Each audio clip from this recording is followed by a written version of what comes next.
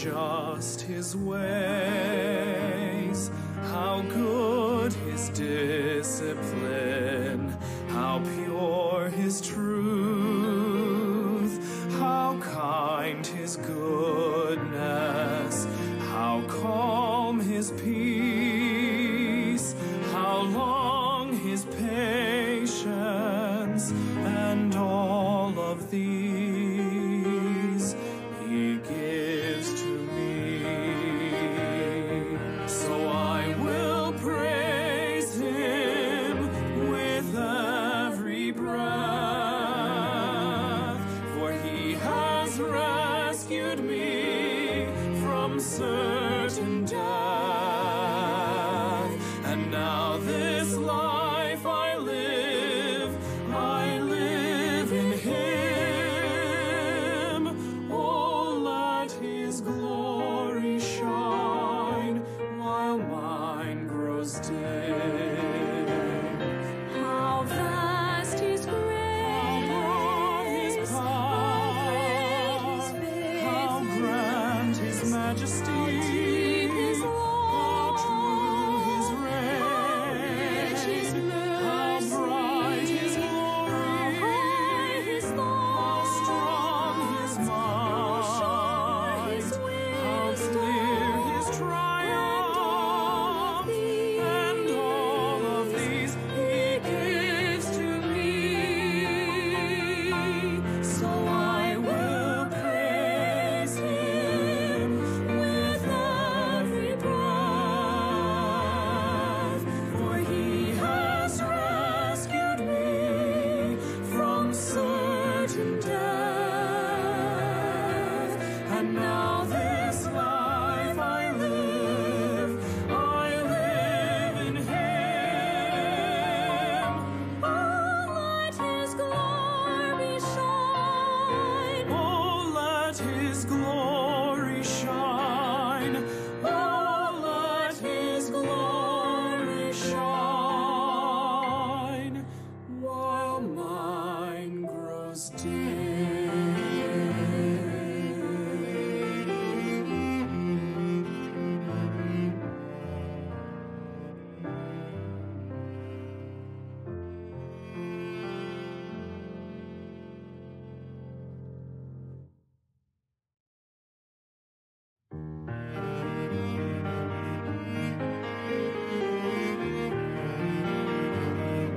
How vast his grace, how great his faithfulness, how deep his love, how rich his mercy, how high his thoughts, how sure his wisdom, and all of these he gives to me. So I will praise him with every breath, for he has rescued me from certain death. And now this life I live in him. Oh, let his glory shine while mine grows dim.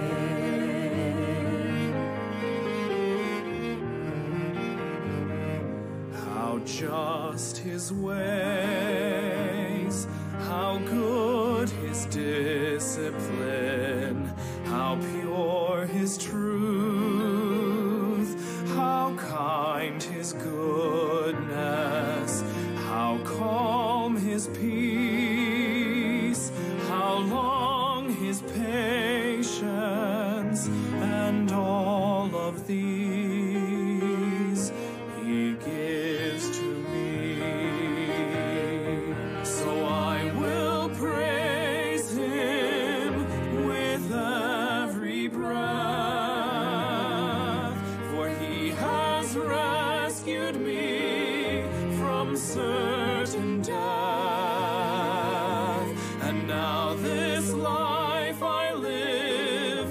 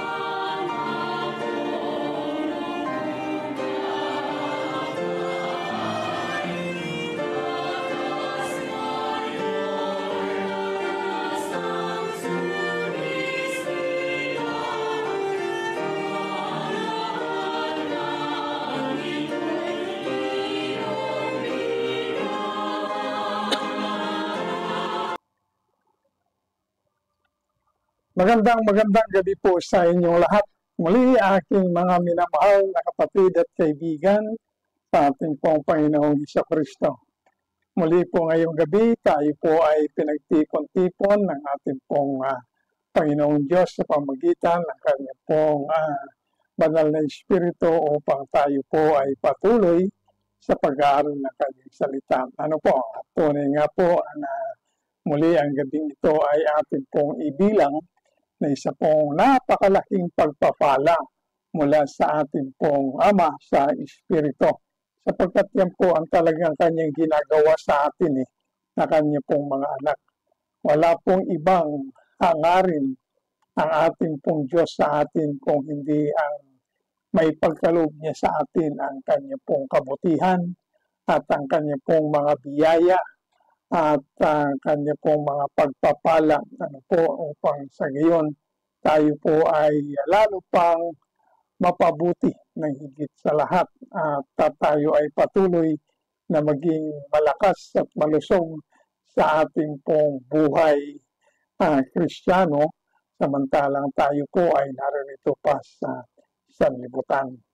Muli tayo po ay manalangin bago po tayo magpatuloy. Dakilang Diyos, kami po ay nagpapasalamat sa iyo sapagkat ang gabing ito ay muli niyo pong itinakda para sa amin upang kami po ay patuloy ninyong mapangaralan ng inyong pong banal na salita sapagkat napakarami pong mga katotohanan na dapat pa naming malaman mula sa iyong mga salita at lahat po ng mga katotohanan ito ay nais mo pong ibahagi sa amin sapagkat wala kang ibang hangarin sa amin kung hindi ang aming pong kabutihan at ang aming pong kasaganaan lalong-lalo na po sa buhay namin sa Espiritu. Kaya ang gabing ito ay muli namin pong inaangkin, kinikilalang isang malaking biyaya at pagpapala mula muli na nagbuhat po sa inyo. At samantalang kami po ay patuloy sa pag-aaral ng iyong salita, dalangin namin na hindi po masayang ang gabing ito at ang panahon na igugugol namin bagkus ito ay maging mabunga sa aming pong mga buhay sa Espiritu sa pang-araw-araw nang sa gayon ay lalo kaming mapabuti at maging kalwalatian sa inyong harapan at karapat-dapat na inyong mga instrumento para sa patuloy paggamit nyo sa amin bilang isang mga patunay at patotoo ng inyong pong katotohanan sapagkat kami mga niligtas upang magamit nyo kami sa iyo pong gawain, Panginoon. Kaya muli sa gabi nito, amin pong dalangin na tulungan nyo kami at puspusin ng banal na Espiritu. Muli kaming bigyan ng sapat na kaunawaan pang-Espiritu upang ang salita nyo ay tunay na maunawaan namin at ang mga nais mong ipakita sa amin ngayong gabi ay makita namin at matanggap namin ang mga katotohanan at amin po itong yakapin sa aming buhay at ipamuhay ng mayroon pong pananampalataya. Muli, aming handog ang gabi ito sa inyo, Panginoon, at patuloy na dalangin namin na sawayin niyo ang diablo at ang mga alipin niya at patuloy niyong buksan ang aming puso, isipan, mga mata at imulat sa lahat ng katotohanan na nais niyong may bahagi sa amin o may pahayag sa amin sa gabing ito. Patuloy niyong pagpalain ng internet na maging maayos po ang signal upang lahat po ng mga kapatirang nakatuon sa kanilang mga monitor ay makasabay po ng mabuti. At ipaliwanag niyo po ang salita niyo at iparating niyo sa marami. Tatalangin namin ang patuloy na pagliligtas ninyo ng mga kaluluwa. Hamunin niyo po muli ang bawat isa sa amin sa pamagitan ng salita niyo na aming pag-aaralan. Ito po ang aming dalangin sa matamis na pangalan na Jesus. Amen. Ang ating pong pag-aaralan na paksa ngayong gabi, mga kapatid at kaibigan sa Panginoon, ay magmumula po sa aklat ng Marcos sa kabanatang 4 at sa mga talatang 35 hanggang sa talatang 41. Ulitin ko po, Marcos, kabanatang 4, mga talatang 35 hanggang sa talatang 31. Akin pong babasahin sa inyo sa Tagalog at inyo pong sundan sa inyo pong mga Biblia. At ng araw din iyon, ng gabi na, ay sinabi niya sa kanila, tumawid tayo sa kabilang ibayo. At pagkaiwan sa karamihan ay kanilang dinala siya sa daong ayon sa kanyang kalagayan, at mayroon siyang kasamang ibang mga daong. At nagbangon ang isang malakas na bagyo at sinasalpukan ang daong ng mga alon na anupat ang daong ay halos natitigib. At siya ay natutulog sa hulihan sa ibabaw ng kutson at siya ay ginising nila at sinabi sa kaniya, Guro, wala ba kang anuman sa iyo na mapapahamak tayo? At gumising siya at sinaway ang hangin at sinabi sa dagat, tumayapa, tumahimik ka, at tumimpil ang hangin at humusay na totoo ang panahon. At sinabi niya sa kanila, bakit kayo nangatatakot? Wala pa baga kayong pananampalataya? At sila'y nangatakot na lubha, at sila'y nagsasabihan, sino nga ito, na pati ang hangin at ang dagat ay tumatalima sa kanya. Ang Diyos po ang magpala sa pagkabasa ng kanya pong banal na salita. Ang ating pong pag-aaralan ngayon pong gabi ay patungkol po sa tagumpay laban sa panganib. Ano po? Tagumpay laban sa panganib. Ang Panginoong Jesucristo ay siyang Panginoon ng lahat ng sitwasyon. Kinakailangan pong naunawaan natin yan ng mabuti. Ano po? Siya ang Panginoon na o Pangulo ng lahat ng sitwasyon at siya rin ang manlulupig ng bawat kaaway o kalaban. Yan po ang ating Panginoong Jesucristo. Kung nananalig tayo sa Kanya at susunod tayo sa Kanyang mga utos, ay hindi po natin kailangan ang matakot. Dalawang bagay po yan, ha? Upang ang pagkatakot ay mawala sa atin at ating makamtan ang tagumpay sa anumang mga panganib na maaari po nating harapin. Ano po? Pananalig at pagsunod sa kanya pong mga utos. Kung yan po ay matapat na ginagawa natin bilang isang mananampalataya, ay hindi po maghahari sa atin ang anumang pagkakatakot. Tagumpay.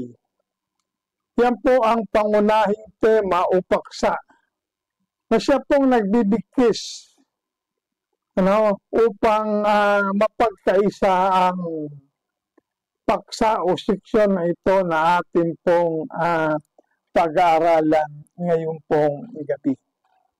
Dito po sa talatang 35 ay atin pong nabasa ang mga katagang at ng araw ding yaon. Ano po? At ng araw ding yaon. Yan po mga katagang yan, ng araw ding yaon, yan po ay tumutukoy sa araw, yung araw na yon, na kung saan nagturo ang Panginoong Hesus patungkol sa talinghaga ng kaharian. Ano po? Yan po ang araw din na yan. At dito po ay makikita natin na itinuturo ng Panginoong Hesus ang salita ng Diyos sa kanya pong mga disipulo. At ngayon ay kanya namang susubukin sila. Matapos na kanyang itinuro ang salita ng Diyos, at kanya namang susubukin sila upang makita kung gaano ang kanilang natutunan. Alam ng Panginoon Jesucristo na may natutunan sila. Dapat gusto niyang subukin yung kanilang mga natutunan. Kung gaano yan, kalawak, kalalim, katatag, at kahusay. Ano po? Yan po ang ginagawa sa atin ng ating pong Panginoong Jesucristo. Alam po natin, mga kapatid at kaibigan sa Panginoon, na lahat na pakikinig ng salita ng Diyos ang siyang magbibigay ng pananampalataya. Alam po natin lahat yan. No? Ang pakikinig ng salita ng Diyos ang siyang nagbibigay ng pananampalataya. Maliwanag po yan na sinasabi sa aklat po ng Roma, Kabanatang 10 sa talatang 17. Nais ko po kayong anyayaan na buksan ang inyong mga Biblia sa aklat ng Roma, Kabanatang 10 at sa talatang 17 po. Ito po ang sinasabi niya, patungkol po sa pakikinig at sa pagkakaroon natin ng pananampalataya. Kaya nga, ang paniniwalay nanggagaling sa pakikinig. At ang pakikinig ay sa pamamagitan ng salita ni Kristo. Hindi po sa pamamagitan ng salita ninuman, kundi ng ating pong Panginoon. Kaya alam po natin lahat niyan, ang pakikinig ng salita ng Diyos, diyan po nagmumula ang ating pananampalataya. Ito po mga disipulo ng Panginoong Jesucristo, sila po ay nakinig sa kanyang pagtuturo sa kanila ng salita ng Diyos at nagkaroon nga sila ng pananampalataya sa Kanya. Lalo na sa mga milagro na ipinakita ng Panginoong Jesucristo sa kanila upang ipakilala ang Kanyang sarili sa kanila bilang isang tunay na Diyos. Ngunit, hindi po sapat sa ating Panginoon na tayo ay nagkaroon lamang ng kaalaman sa salita ng Diyos at tayo ay nagkaroon ng pananampalataya sa salita ng Diyos at maging sa ating Panginoon. Yan pong kaalaman na yan at yan pong pananampalataya na yan ay Kanya pong sinusubok yan. Ang pananampalataya po ay dapat na palagiang nasusubok o sinusubok. Kaya bilang isang mananampalataya, dapat po nating alam yan, tanggapin natin ang katotohanan upang hindi po tayo nabibigla kung may mga pagsubok, bagkus nagiging handa po tayo. Hindi lamang po sapat na tayo ay natututo sa salita ng Diyos, na ating pong pinag-aaralan. Kailangan po at napakahalaga na ito po ay ating maisagawa sa ating pong buhay na mayroon pong pananampalataya. At yan po ang dahilan kung bakit pinapahintulutan ng Diyos ang mga pagsubok na dumating sa ating pong buhay. Dahil po sa pananampalataya na mayroon tayo na nagmula sa salita ng Diyos. Yan pong dahilan kung bakit pinapahintulutan ng Diyos na dumating ang mga pagsubok sa ating pong buhay. Ang tanong po, alam ba ng Panginoong Hesus na darating ang bagyo? Dito sa kanilang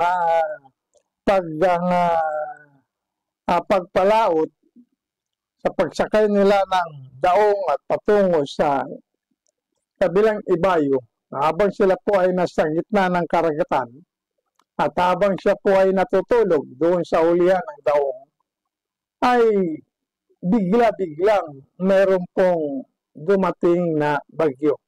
Ang tanong po, alam po ba ng Panginoong Hesus na darating yung bagyong yan? Alam ba niya na masasalubong nila yan? Alam ba niya na mararanasan nila yan?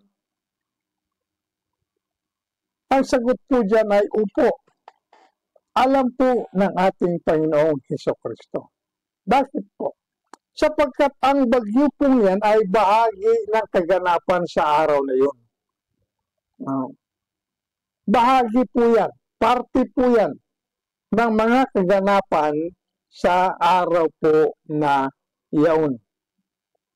At ito pong bagyong ito, na bahagi ng mga kaganapan sa araw ngayon ay pinahintulutan po yan ng ating Panginoon na kanilang maranasan sa kalagitnaan ng karagatan sapagkat nalalaman niya na ito ay makakatulong sa mga disipulo. No? Ang mga disipulo po naiintindihan nila ang aral na at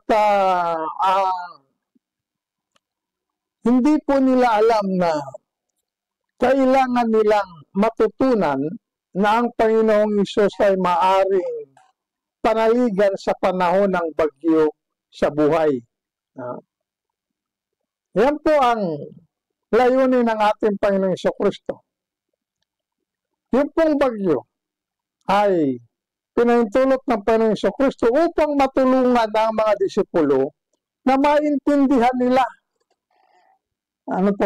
maintindihan nila na kailangan po nilang matutunan at maunawaan na maaaring panaligan ang Panginoong Hesukristo sa panahon ng mga bagyo sa ating pong buhay.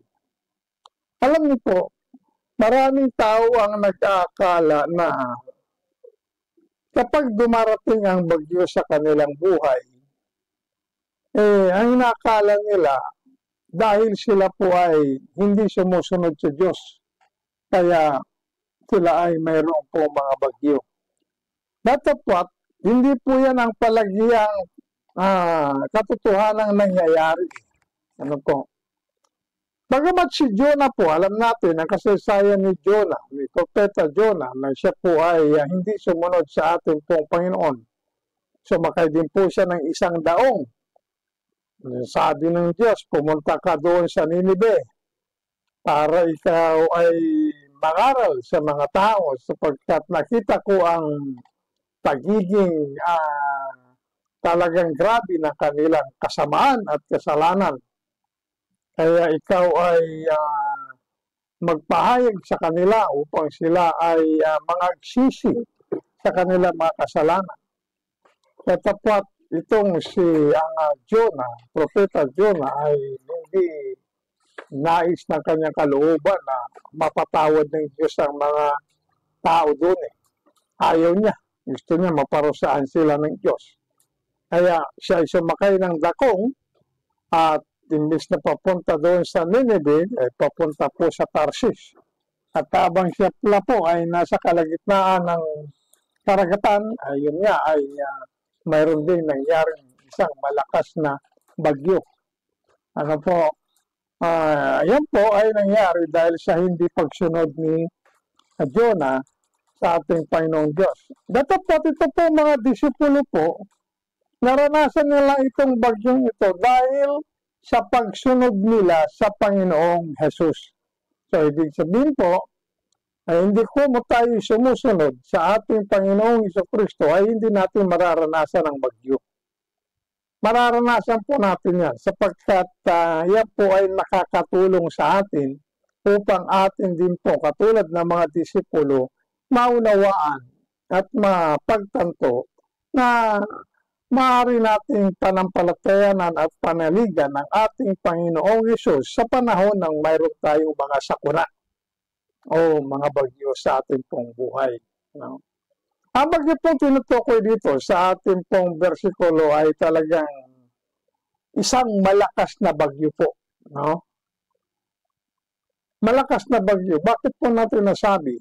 Sapagkat alam niyo po, itong mga disipulong ito, karamihan sa kanila, dati po silang mangingisda, diyan po sa karagatan na yan.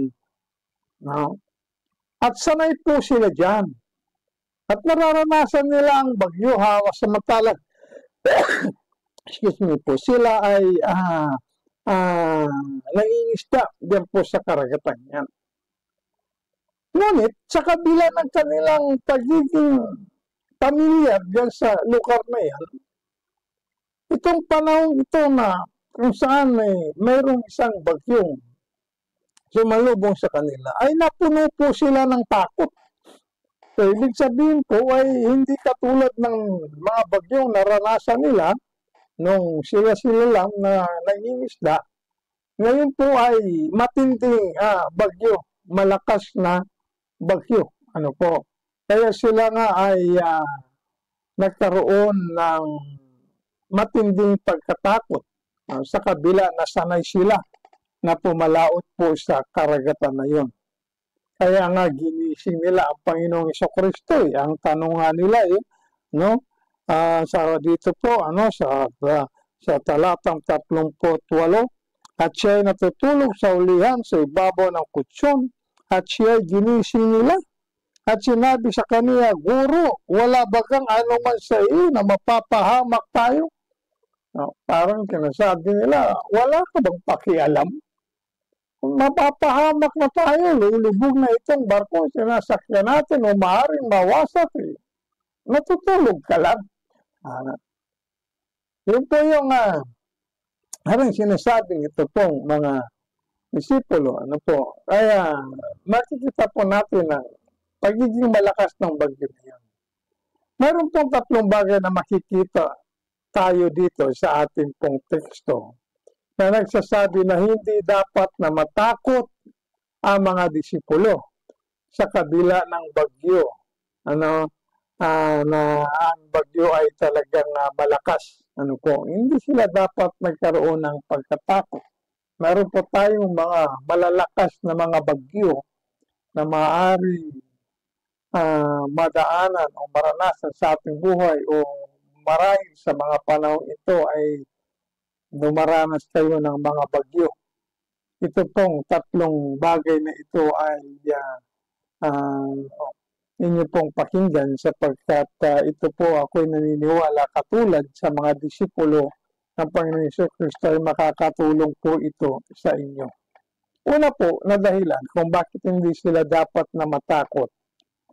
Ang unang dahilan po, sapagkat nasa kanila po ang pangako ng Panginoong Hesus na sila ay pupunta sa kabilang ibayo. Yun po sinabi niya sa talatang 35. Ulitin po, basahin natin. At ng araw din yaon, ng gabi na, ay sinabi niya sa kanila, tumawid tayo sa kabilang ibayo. Pinangako po ng Diyos sa kanila na sila ay makararating doon sa kanilang patutunguhan. Ano po? Alam niyo po, ang kautusan ng Panginoong Hesus, iyan ang kanyang kakayahan na walang maaaring humadlang, no, sa gawain ng kanyang mga plano. Kung ano po inutos ng Diyos, ay makikita natin doon na ang kanyang kapangyarihan, kanyang kakayahan, na walang sino mang maaaring tumigil dyan at magpahinto dyan. Sinabi po ng Panginoong Jesucristo, iniutos niya sa kanyang mga disipulo, tumaroon tayo, sabi niya, tumawid tayo sa kabilang ibayo. Yan po ang kanyang sinabi sa kanila.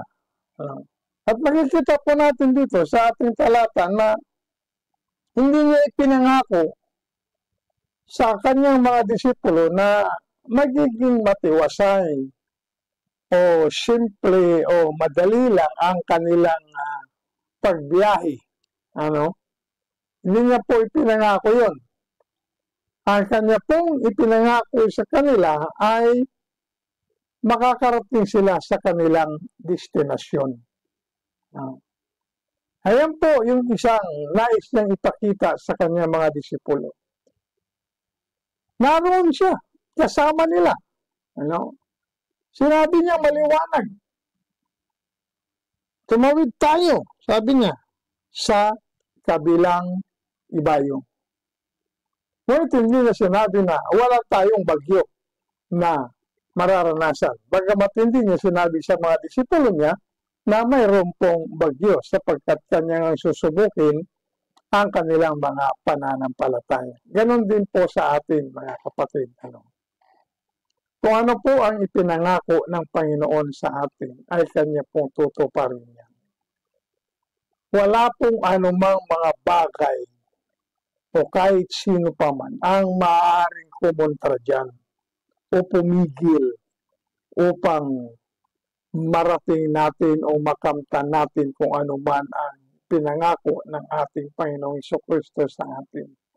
Ang kailangan lang po natin ay sundin ang kanyang kautusan. Sapagkat bawat kautusan na iniutos ng Panginoong Jesucristo ay nagpapahayag o nagpapakita ng kanyang kakayahan, ng kanyang kapangyarihan, na walang sino man ang maaaring pumigil dyan sa kanyang kautusan. Tutuparin at tutuparin niya yan. Gaano man kalakas ang bagyo, makakarating tayo sa kung saan sinabi ng Diyos, iniutos ng Diyos na ating patutunguhan. Ang destinasyon ay ating mararating. Bagamat hindi madali. Hindi madali. Ngunit ang pangako niya, mararating natin yan. Yan po ang pangako ng ating Panginoong Jesucristo na dapat nating panghawakan. Ang ikalawang bagay po na dahilan kung bakit hindi dapat nagkaroon ng pagkatakot ito pong mga disipulo ay sapagkat ang Panginoong Hesus ay kasama nila. Kasama nila eh. Ano ang kanilang dapat ikatakot? Nasaksiyan na nila ang kanyang kapangyarihan sa pamamagitan ng paggawa ng mga himala. Hindi lang isa himala ang nakita nila. Yan po mga himala ay ginawa po ng Panginoong Hesus upang ipakita sa kanila ang kanyang kapangyarihan. Ipaunawa sa kanyang mga disipulo na siya ang Diyos na makapangyarihan. Kaya maliwanag po sa kanila yan eh. Kaya nga sila nananampalataya sa kanya at talagang naging masugid na tagasunod niya. Nakita na nila yan. Kaya sana ay kumpleto na ang kanilang kumpiyansa sa Panginoong Jesucristo. Sapagkat nakita nila na kayang hawakan ng Panginoong Hesus o kayang kontrolin ng Panginoong Hesus ang bawat mga pangyayari. Ngunit sa ibang dahilan, hindi pa lubusang nauunawaan ng mga disipulo na ang Panginoong Hesus ay siyang Pangulo ng bawat pangyayari.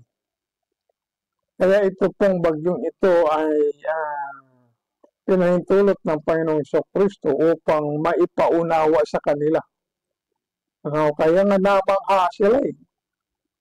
Nung ginising nila ang Panginoong Jesucristo, siya ay bumangon, gumising. Pinagsabihan ang hangin na tumahimik, pinagsabihan ang alon na tumigil, kumalma, sumunod. Kaya, lalo pa, naging matindi ang kanilang pagkatakot.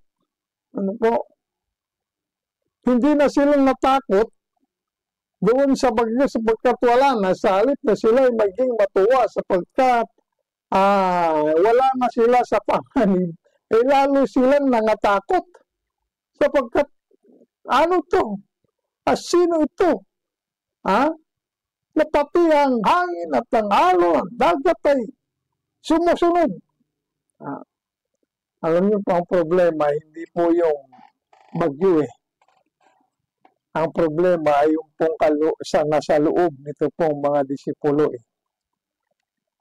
Mahina o wala silang pananampalataya sa Panginoong Hesus. Bagamat marami na silang nakitang mga nagawa ng Panginoong Jesucristo na kung saan ay napatunayan ang kanyang pagiging makapangyarihan. Ang ikatlong bagay po nakita nila ang Panginoong Hesus ay mayroon pong perpektong kapayapaan. Ano? Malakas yung bagyo pero ang Panginoong Hesus natutulog eh. Diba? Ang sabi po ng salita ng Diyos, ano? Dito po sa talatang 37, at nagbangon ng isang malakas na bagyo at sinasalpukan ang daong ng mga alon na anupat ang daong ay halos natitigid. Halos masiray. No? Sa lakas ng hampas ng alon. No?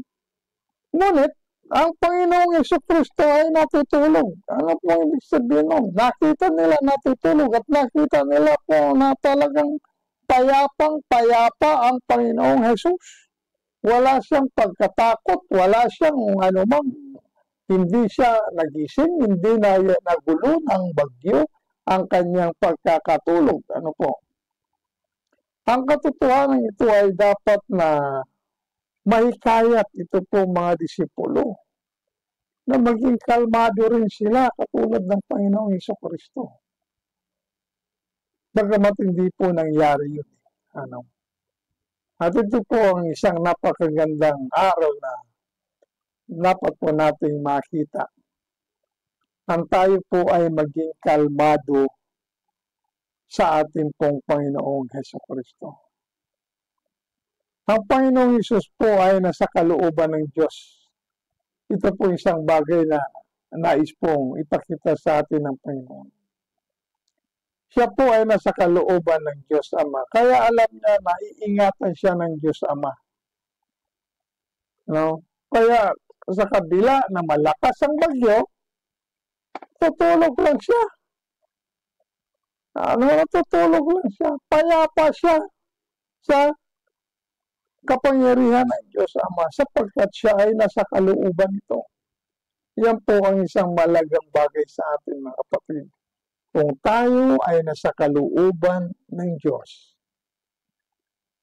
at gagawin natin ang kalooban ng Diyos, susundin natin ang kanyang kalooban, magkakaroon tayo ng pananampalataya na tayo ay kanyang iingatan.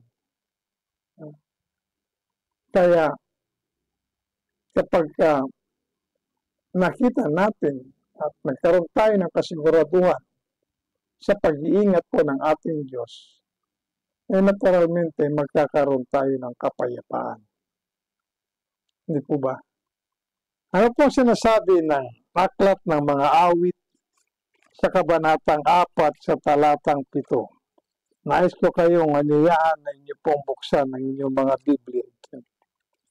Mga awit sa kabanatang 4 at sa talatang 8 pala, no? Sa talatang 8.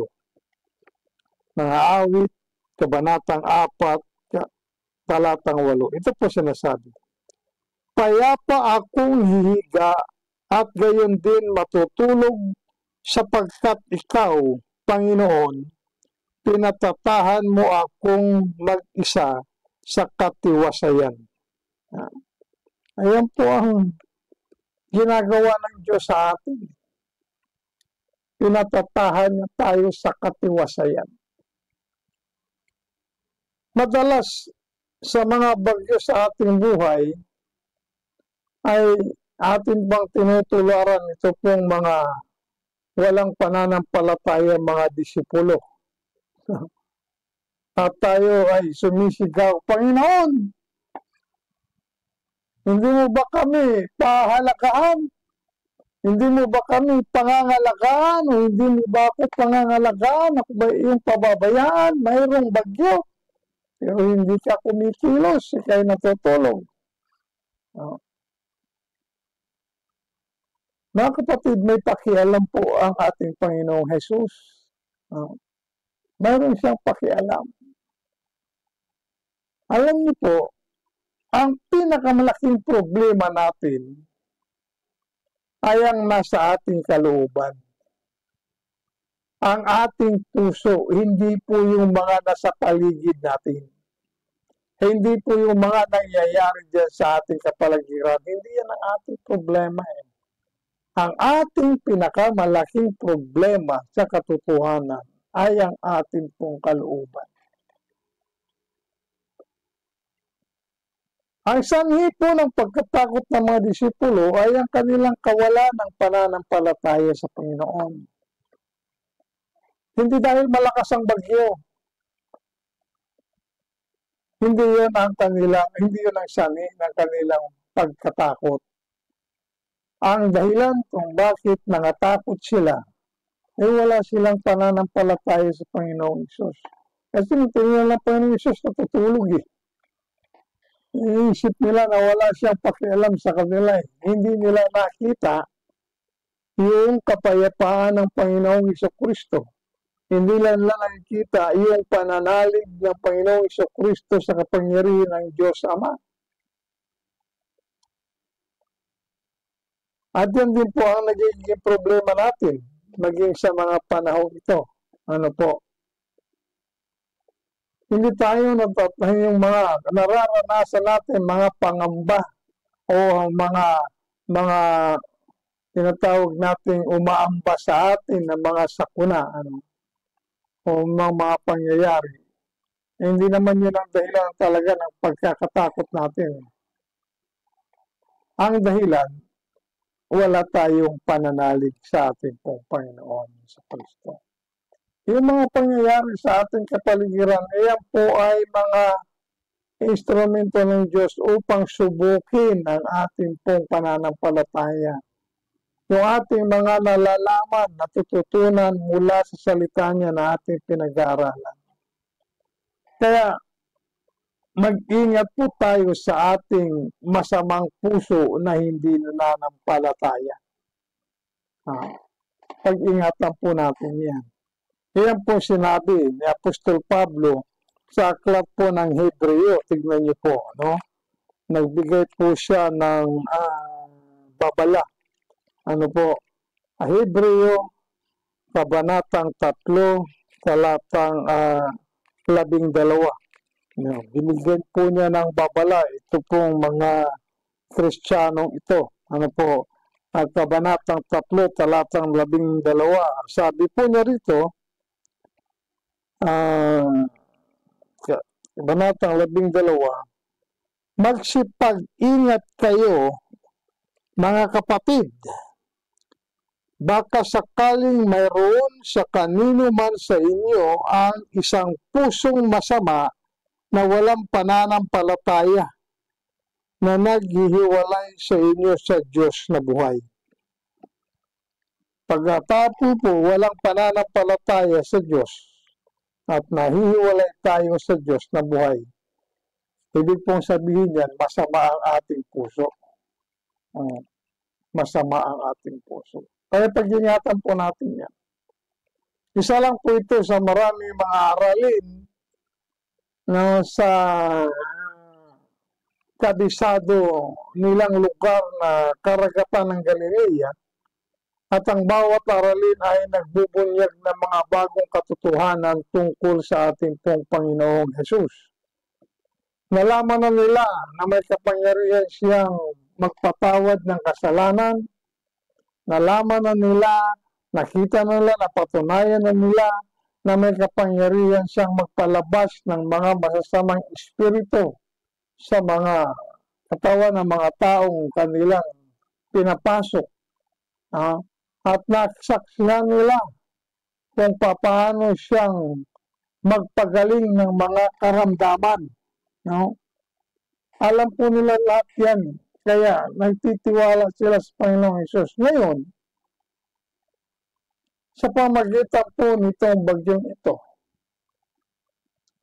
ay nais ng Diyos na matuklasan nila na ang Panginoong Jesucristo ay may kapangyarihan din laban sa hangin at dagat. Ang Panginoong Hesus ay hindi lang mayroong kapangyarihan sa mga masasamang espiritu, sa mga karamdaman, siya ay mayroon din kapangyarihan at kaya niyang pasunurin ang hangin at ang dagat. Ibig pong sabihin nito, no, na wala na silang magiging dahilan na matakot pang muli sapagkat natuklasan nila, napatunayan nila na walang anuman hindi kayang kontrolin ng ating Panginoong Jesucristo. Nakita nila na ang Panginoong Yesus ay tuloy-tuloy sa kanyang kapangyarihan o paghawak sa bawat pangyayari o kalagayan. At sila nga ay hindi napahamak bagkus sila ay nagtagumpay laban sa panganib. Lahat po tayo ng mga anak ng Diyos ay mayroon po tayong tagumpay sa lahat ng panganib. Alam niyo po kung bakit? Sapagkat ang ating Panginoong Jesucristo ay siyang Panginoon ng lahat ng mga pangyayari o sitwasyon na nangyayari sa ating pong mga kapaligiran.